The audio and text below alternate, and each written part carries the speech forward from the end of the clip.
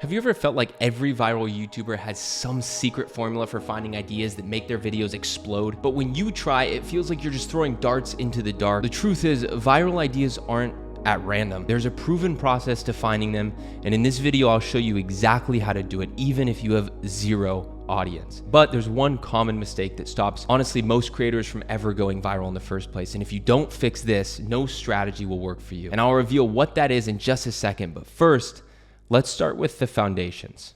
So the first step in understanding the foundations or fundamentals before getting into the more advanced topics so that we can learn how to use psychology to find YouTube ideas so good that they can't stop going viral is by first understanding trigger number one, which is the psychology trigger one, which I like to call the curiosity gap, okay? And this is how to make people need to click and watch your videos, where it's not a want, but they absolutely in their bones feel like they need to do it.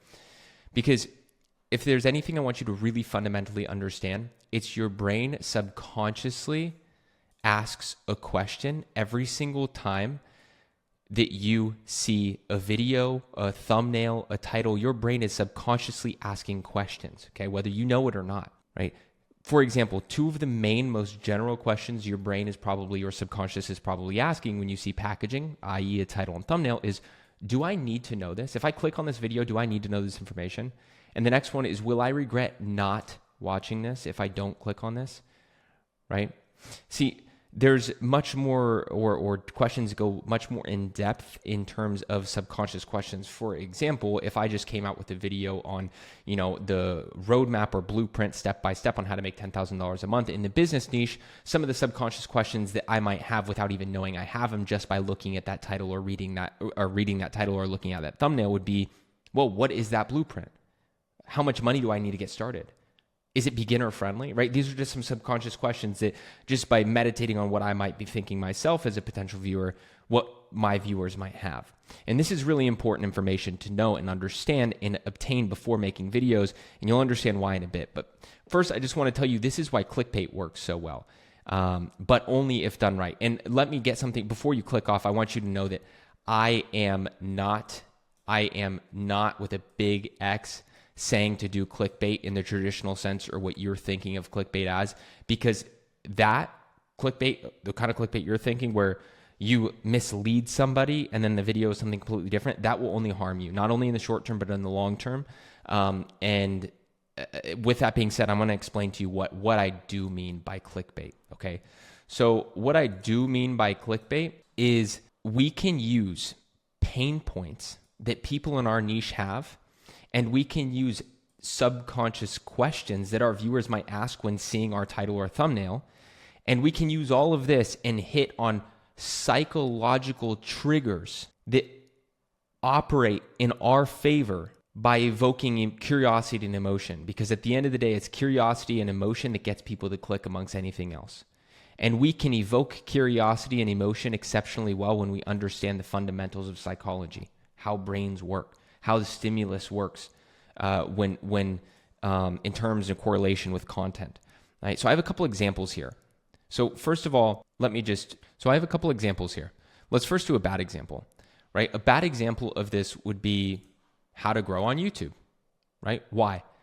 Because this title or this idea or this hook or whatever you want to use this as, it's boring and there's no curiosity being evoked. It's just how to grow on YouTube, right?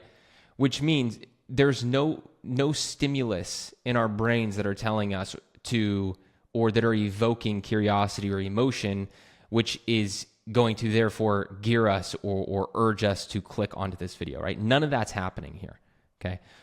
So let's look at a good example of maybe an example that would happen, right? Where we would be urged to click on this video. A good example is 99% of YouTubers fail because of this one mistake. Okay, why is this a good example? Because it creates an open loop or a curiosity loop, right? So before I break this down, an open loop or a curiosity loop, what is that? Well, let's come over here and I'll just draw you an example. So let's say that we have a video here, okay? 1 minute, and let's say it's 10 minutes long, okay? So if we have a video here and we pose a question in the very, very beginning, right? Let's say right here, like, YouTubers, 99% of YouTubers fail because of this one mistake. Now we're curious. Now we want to know what that one mistake is. Now, if we do not answer this right away, we're doing something called, or creating something called, a curiosity loop. Or in the film industry, it's known as a setup and payoff. Now, what we want to do is we want to strategically craft the videos so that we come back and we answer this point. 99% of YouTubers fail because of this one mistake. We come back and we let that, or we give away that mistake or what that mistake is at the end or towards the back end of the video, which is a payoff, okay? This is the payoff. And this does a few things. One, by having a clear curiosity loop here or evoking curiosity in a sense where they want that question answered or they want to know that thing so desperately, if they get bored through, let's say, the rest of this video, well, they might just keep watching because of that. They want to know what that payoff is. In this case, they want to know what that one mistake is, right? That YouTubers do, 99% of YouTubers do to fail. And because of that, let's say that the rest of this video is, there's a few parts that are good, but for the most part, it's boring. Well, they'll continue to watch this because they want that payoff. And there's a psychology principle around this that we'll go into in just a bit that explains why this is and more in depth. But if we can hold them off, right, and open this loop and only do it in the end, it creates more retention, a longer AVD, and also something which is average view duration, but it also creates something called viewer satisfaction, right? Because our brains naturally get satisfied when we have a payoff, when we have closure. Okay, so when we have this viewer satisfaction, people therefore go and subscribe, they go and they do all that good stuff. Okay, so that's why this works, right? Because here, what we have is 99% of YouTubers, right away I'm curious, do I fall into this 99% or am I a part of the 1%? Okay, so 99% of YouTubers fail. Okay, now I have fear a little bit because I don't want to be one of the failures, because of this one mistake. Now I'm desperately curious what this one mistake is because I do not want to fail and I do not want to be a part of the 99%. And that's why this works so well. Creates an open loop or curiosity and evokes emotion because I'm hitting on pain points and I'm hitting on curiosity, right? So how can we actually do this? Well, in every title and thumbnail, ask a question that the viewer feels they absolutely need to know the answer to, as the example we just showed. So one way I like to do this is I like to, for example, let's say that this is my pretend video, right? This is my pretend thumbnail, my packaging, my pretend title, right? The exact psychological formula for viral videos, okay? Well, what I would do first is after I have my packaging, before I script the video, before I film it, before I do anything, I always come up with packaging and the idea first and then the title. Then what I do is I come through and I say, okay, when viewers see this, what are some subconscious questions they might ask? Well, some of the questions might be, what are some psychological triggers and how do they work for YouTube growth? Do I really need to understand psychology to grow a channel? Can this help me even if I'm bad on camera and don't have the best camera content or the best content? How do top YouTubers manipulate viewer behavior to get more views? What's the difference between YouTubers who make it and those who don't, right? These are some subconscious questions that people might have by looking at this, okay? Because they're questions that I had myself when looking at this, okay? Then I make a list of pain points. So for example, some pain points that people will have who want to watch this or that this content is made for is, oh, my video they don't get recommended, my videos, and I don't know why. I get clicks on my videos, but people don't stay. My retention sucks. I don't know how to make people binge watch my content. My audience watches my videos, but they don't subscribe. I've been stuck at 100 to 1,000 subs, and I just can't seem to break through. I keep hearing about hooks and storytelling, but I don't know how to use them. Okay, so what am I going to do with this information? Well, I'm going to use these subconscious questions to build my setup of my video, okay? And I have a whole video on this channel about how to do this in depth, and it's a script writing video. And I'm going to address all of these questions in the setup of the script, right? To match viewer expectations. Then I'm going to take these pain points and I'm going to use this to write the hook, okay? And I'm doing this because now if I can hit on one of these pain points and I can ask it in a question, I'm hitting on emotion and I'm hitting on curiosity. That fundamentally, if we come to this conclusion, this magical formula of basically coming up with a fantastic video when we just understand the basic fundamentals of psychology, of how the human brain works, right? And that leads us into point 2, or trigger 2, which is the emotional hook. And this is how we can force people to care about our video, to want to watch in the first 3 seconds or less. Because here's the thing, guys, believe it or not, people don't just watch videos. They watch how videos, keyword, make them feel. This is the key here. That's what they do, right? Ryan Trahan's Penny series. The content, the quality of that was not very good. It was filmed on his iPhone, right? And it wasn't like he's just another average guy, right? Who's funny and, you know, wears shorts every single day. Like, people don't just watch videos because of that. They watched that Penny series and they got millions of views because of the way it made them feel. Okay. Key word there, right? So based on data, I want to break this down. Based on data, the best YouTubers with the best results, the ones who make the most money, the ones who have the most AVD or average view duration, the ones who have the best retention, the best click-through rate, the best back-end click-through rate to their offers, everything, right? The best YouTubers with the best results in every category, if you break them down and you actually watch them, you could do this for yourself or you could go look at the data, they trigger an emotional response instantly. Every single one. Okay. I'm going to give you an example. Mr. Beast. Let's look at one of the ways he's opened his videos. One of the ways he opened his videos was, I gave a homeless man $10,000 and this happened. Okay. Now, he could have just said, I'm giving away money, but he didn't, because this is boring. There's no emotion. There's no curiosity, and it's straight to the payoff, right? I'm giving away money. Great. Now I don't need to watch it. I know what he's going to do.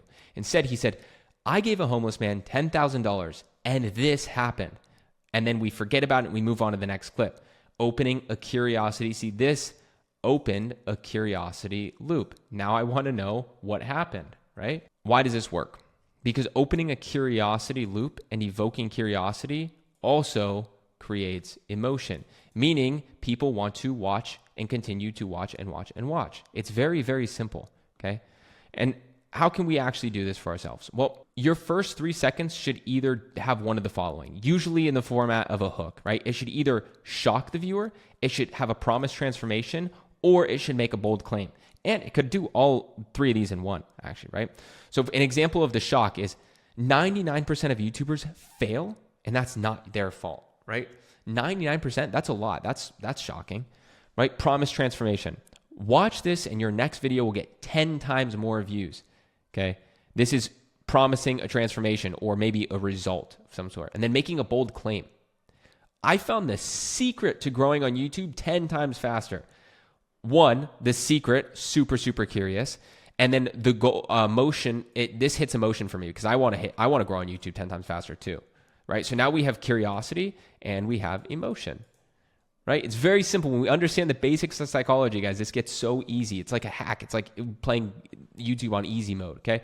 And that brings us to trigger 3, which is the psychological loop and how to make people binge watch your content. Because when we look or think of things like binge watching content or binge watching in general, we probably think of Netflix, we think of Disney Plus, we think of Amazon Prime, whatever. And that's because Netflix makes you binge entire seasons. It makes you lose track of time, right? Have you ever been sitting on the couch or doing whatever and you're watching the first episode and then you're like, all right, I'm going to watch one more episode and then I'm going to go to bed. Then the next thing you know, it's 3 a.m. and you binge watch the entire season.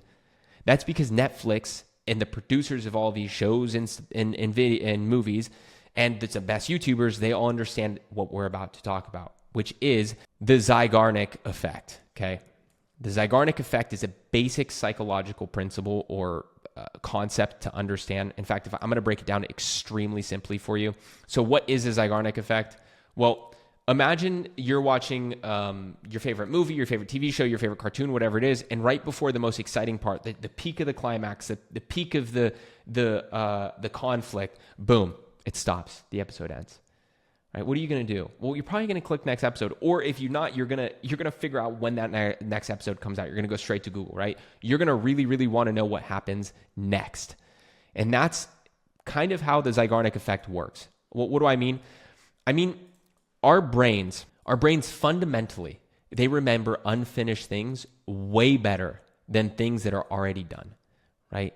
When something's left incomplete, like a puzzle with the missing pieces or a story without an ending, Our brains keep thinking about it because they want to finish it. In fact, think about relationships. If you've ever had your heart broken or whatever, right? If you've had a relationship and it ended with closure, you probably forgot about it and moved on relatively quick. But if you had a relationship that didn't end with closure, you're probably still hung up on it, or it still bothers you or causes you pain in some way, shape, or form now, many years later. Why? Because of the Zeigarnik effect. The Zeigarnik effect, it basically means our brains remember unfinished things better than things that are already done. Like relationships, things that didn't have closure, our brains are going to remember it or keep it higher as a memory or as a more powerful memory than things that are already done or have closure, right? Again, like a puzzle with missing pieces or a story without an ending. We will remember that far more better, okay? Or far better. See, our brains keep thinking about it because they want to finish it. They want that closure, fundamentally speaking. And that's why cliffhangers in movies make us want to watch the next movie, or in episodes make us want to click on the next episode, and why we cannot stop thinking about something that we forgot to do throughout our day. It's because our brains love completing things. That's why we have so much dopamine. When you look at studies, so much dopamine is triggered when you have a to-do list, for example, and you cross everything off on that to-do list, right? And how a to-do list can actually cause you a lot of stress if you don't cross things off, because our brains love completing things. And they don't like things, or it stands out much more powerfully when things are not complete. That is what the Zeigarnik effect is. And when you understand these things, it makes YouTube easy, okay? And this is why shows end with cliffhangers, as we mentioned, and why your videos on YouTube need to do something similar. Maybe not end on cliffhangers, but have what I like to call, and what's called, not just me, many people call this, open loops, okay? I have a few examples, but before I get into that, okay, if you want to know what things like open loops are, in way, way, way more detail, and you want live clients and my personal reviews of how I've actually used these techniques, and I have retention graphs with clients I've worked with to prove it, and you want a lot more amazing YouTube insights, then sign up to my completely free newsletter. I'll leave it in the link in the description below.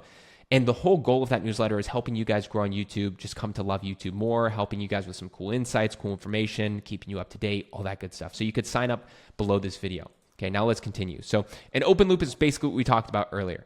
It's where we set something up and we pay it off later, okay? We evoke curiosity and emotion throughout the video by having multiple open loops. Now here's a bad example of it, okay? And that's the end of today's video, right? Thanks for watching. Don't forget to subscribe, like, turn on that bell notification, blah, blah, blah, blah. I hate when people do this. People click off when they do this because they can sense this video coming to an end, okay? We do not want them to feel like this video is coming to an end. We want them to be hooked at the end of the video.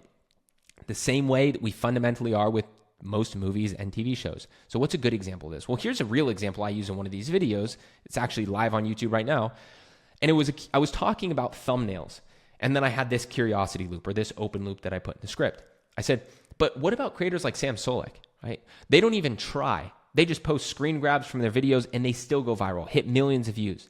Well, I'll explain to you their exact secret in just a second. But first, let me show you the right workflow for most YouTubers. So the point that I wanted to talk about was the workflow that you need to have for YouTube, right? But I wanted to make sure, because might be a little bit more boring, I wanted to make sure I had them hooked. So I opened the curiosity loop about a question a lot of people have, which is how can people like Sam Solik post screen grabs from their videos and still go viral while other people like us need to do all these crazy strategies when it comes to thumbnails just to get clicked, right? And that's a great way of how I used an open loop. Okay, so how can we actually do this? Well, before finishing one point, hint at something even more interesting coming up, right? Exactly what I just did in that example. In fact, I'm about to do a curiosity loop to you right now to segue into our next point. So pay attention, because here's the biggest psychological hack of them all. And if you don't use this, none of these other tricks will actually matter. And that leads us into point number 4, right? Or trigger number 4, which is the identity bias. This is basically why people subscribe and become super fans. And this is super important, guys, because people don't only subscribe for value, they subscribe because they want to be a part of a movement, right? And people just fundamentally want to be a part of something in a lot of different ways, right? Like even certain classes, like people buy Rolexes, they spend thousands of dollars because they want to be part of a certain movement or a certain class, right? The elite, the rich, and they feel like that helps them be a part of that or classify as that. Understanding these basic psychological principles or triggers will literally help you blow up on YouTube or help you get a lot closer or a lot more likely to doing so. An example of this is Andrew Huberman. He makes like 4-hour-long videos where he just talks to camera with no editing, basically. Okay. But it's all about optimizing your life. And he's a neuroscientist. And it's really, really good information. But it makes viewers feel like they're leveling up too, because it's information that neuroscientists only usually typically know. But now he explains it in a way that makes us all feel like we could be neuroscientists. He helps us feel like we're leveling up. He helps us feel like we're a part of a movement. Sam Solek, without even knowing it, does the same thing. He has effortless confidence, and he makes fitness feel effortless, something that's not effortless, right? And if you can make people have one of the following thoughts come to their mind, then you're on the right path, right? If they're watching your content and they say, you know what, this is who I want to become or be like, or I belong in this community or subscribe to this channel, or this creator really gets me, or I really resonate with this creator. These are all signs that you're doing this really, really well. So how can we actually do this even further? Well, craft your messaging of your videos, of your content around a bigger mission instead of just tips. Instead of just saying, hey guys, here's 5 tips to do this.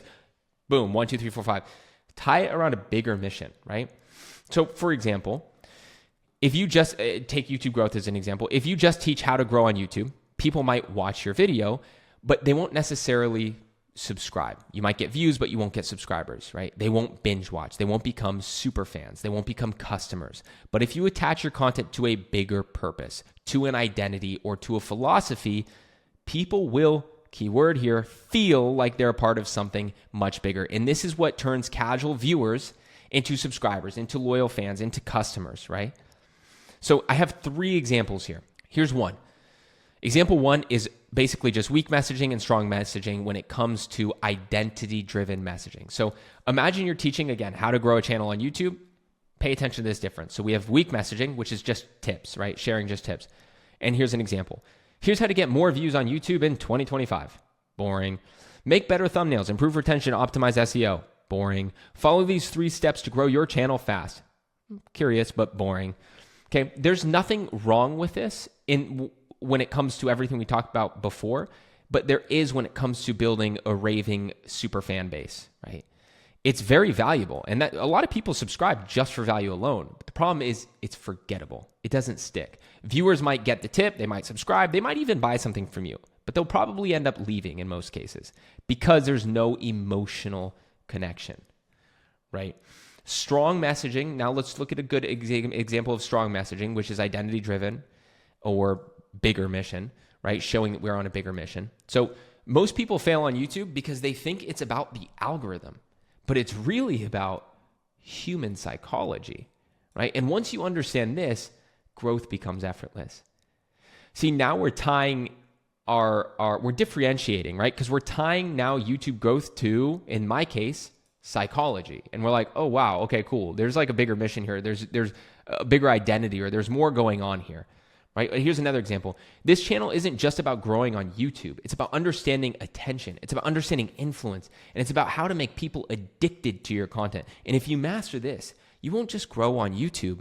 You'll be able to build anything, right? Again, we're helping people build empires. They're building anything they want because we're not just teaching YouTube, we're teaching attention, YouTube growth, influence, and making people addicted through psychology. Okay. Again, most people play by the rules of the algorithm, but the best creators, well, they bend human psychology to their will. Wow. It's incredibly curiosity evoking. And if you want to be that in that 1%, emotions already tied in, you're in the right place, creating that mission or that group, right? So do you see the difference here, guys? Now, your content isn't just tips. It's a movement around mastering YouTube through psychology in this example. But for you, maybe it's around a movement around mastering, right?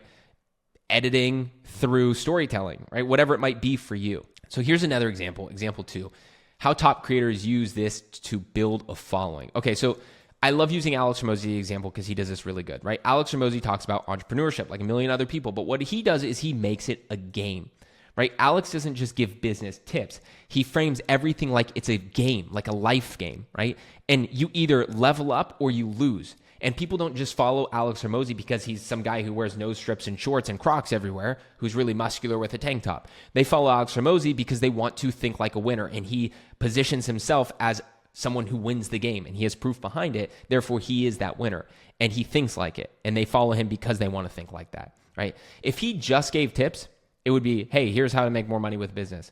Probably wouldn't get more views, too saturated. But he does identity-driven messaging, which is most people never build wealth because they don't understand the game. The winners know, and even by saying the winners, again, he's tying in the game with that word. The winners know something that you don't, okay? Curiosity. I'm here to show you what it is. Fantastic. So here's a takeaway for your channel. So if you're a YouTube channel like me, maybe it's frame YouTube like a psychological game, which is what I do, right? Not just a platform. Maybe for you, it's frame video editing like a storytelling game or something like that, not just a platform, okay? Or not just a cutting clips together, right? And Sam Sulek, effortless fitness. That's his thing. Sam Sulek doesn't just tell you to lift weights. His content's built around an identity of, hey, I don't care, I just lift, right? Which makes fitness look fun, and it makes it seem effortless, and it makes it natural, and it makes him feel authentic, and it makes us build a relationship with him. We become not just subscribers, but raving fans. Okay, if he just gave tips on, hey, here's how to build muscle faster, people probably would not click. Okay. Final example, how you can use this for your channel. Again, I use YouTube growth as all these examples, but you could just basically plug and play whatever your niche is. So if you just give tips like, hey, here's how to improve watch time on YouTube, or hey, here's how to cut clips better together in Premiere Pro, or you could tie it to a mission. YouTube growth is about one thing. It's about controlling the human brain. And if you don't understand how people think, you'll never have to chase views again. You'll create videos that people literally cannot stop watching. This is fantastic, right? Again, video editing, it's really about one thing. It's about controlling the story, right? I'm just trying to make it applicable to another niche here. And if you understand how people think, how story works, you'll never have to chase clients again, right? You'll create videos that people cannot stop watching, right? That's how I would make it applicable to like video editing, for example, right? And there's a bunch more examples here. I will leave the link to this whiteboard below so you guys can check it out. But I just wanted to say a couple things, key takeaways, how to make this work for you. First, again, stop giving tips, attach your content to a movement, okay? Next is make your channel about transformation, not just information. Make viewers feel like they're learning a rare skill or becoming a top 1% in that specific thing you're talking about. And then next is speak to the identity. So frame, in my case, YouTube growth as a game or as psychology, as a mindset or psychology-driven strategy. For you, it might be editing or whatever it is, right? And I'm also going to link this too in the description. This is a article that YouTube themselves came out with, and they talk about a lot of these things just to reinforce everything I'm talking about. I just went way more in detail with it, okay? Now listen, guys, if you want all this fast track for you, I just want to let you know that I just started this channel almost 2 weeks ago. I'm on a goal to build it from 0 to 20,000 subscribers in less than 90 days to prove it's not luck with the systems and strategies I teach. The same systems and strategies that I have used to grow client channels that I've worked with, like Chad Kimball, he was one of my clients, and I helped him grow from 0 to 40,000 plus subscribers in less than 90 days. I have proof. I still have access to his back-end YouTube channel. I can literally go in there. I'm sharing only my Canvas screen. And then I have retention. I have literally screenshots of all of it, of all of the analytics and everything. Proof that this works, proof that I've been doing this for clients, guys. And if you want to know the exact blueprint A to Z, just super, super put together and you want to fast track your YouTube growth, hit that 1,000 subscribers and even more, then sign up to my school community below. I not only go over video editing mastery. If you're someone who wants to actually start making money in the creator economy, you can learn how to make money as a video editor, because I was doing that for 7 years before I became a strategist.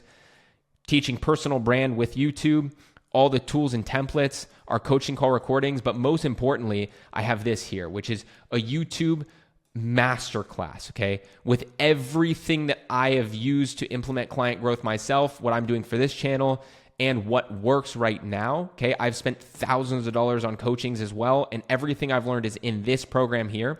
And here are just some of the videos you can see. I run a cohort every single month that brings in $18,000 a month, and I have literally the masterclass, my scripting masterclass from that cohort, okay? I put it in here for you guys, and guess what? Right now, this is only $29 a month, but it's going to go up. So anyways, if you guys are interested, go check that out. If not, just go subscribe to my newsletter for free. I hope you guys got a lot of value from this, and I will see you in the next one.